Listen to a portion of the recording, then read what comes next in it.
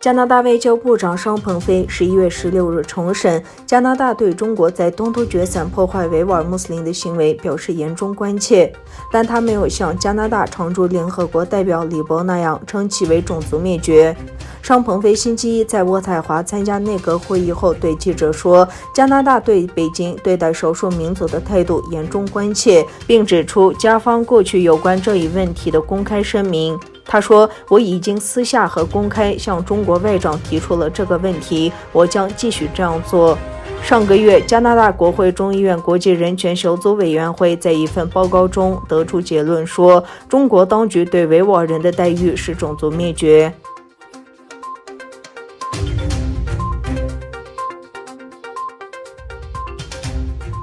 马来西亚政府今年9月首度表明，维吾尔人在中国遭受迫害，如果有维吾尔难民逃到马来西亚寻求庇护，即使中方提出要求，马来西亚也决定不引渡维吾尔族难民。据南华早报报道，大马总理府部长尤苏夫9月回复国会时发表以上讲话。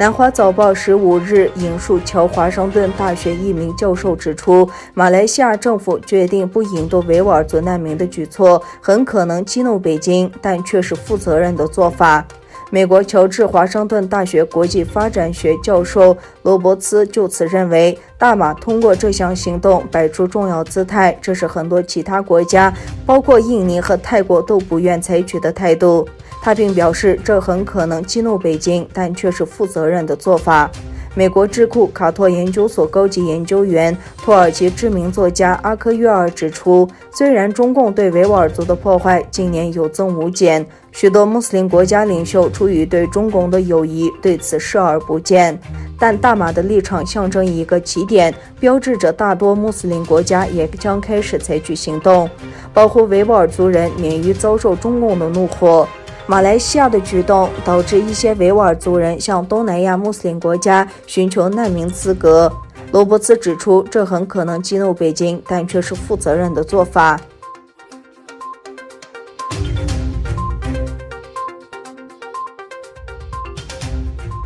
土耳其新成立的反对党未来党主席、前总理阿赫迈德·达乌提欧鲁接见维吾尔代表团时表示，未来党一直关注维吾尔人的遭遇，将继续为维吾尔人发声。由维吾尔运动主席罗夏阿瓦斯、世界维吾尔大会总监阿布利克姆·伊德利斯组成的代表团，先后拜访了土耳其各政党总部，并会见了幸福党主席、好党副主席和未来党副主席。各党领导人表示严重关注中国对维吾尔人的破坏，并就如何帮助维吾尔人等议题与代表团交换意见。好党副主席阿尔里欧鲁表示，土耳其议会已成立了突厥人民委员会，该委员会将关注维吾尔人议题。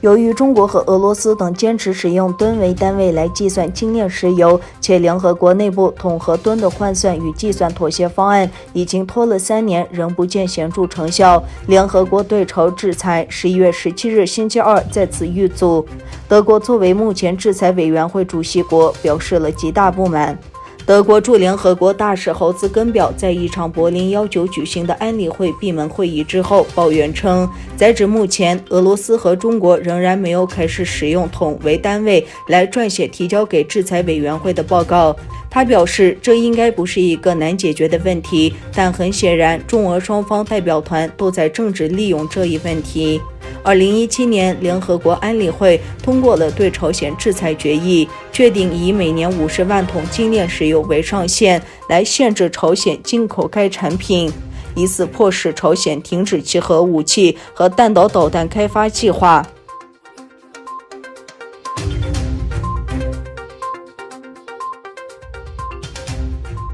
社交媒体在美国大选中扮演重要的角色，参议员在举行听证会。11月17日，推特的首席执行官杰克·多尔西与脸书的首席执行官马克·扎克伯格与美国国会参议员们远程视频连线，接受参议员司法委员会线上质询。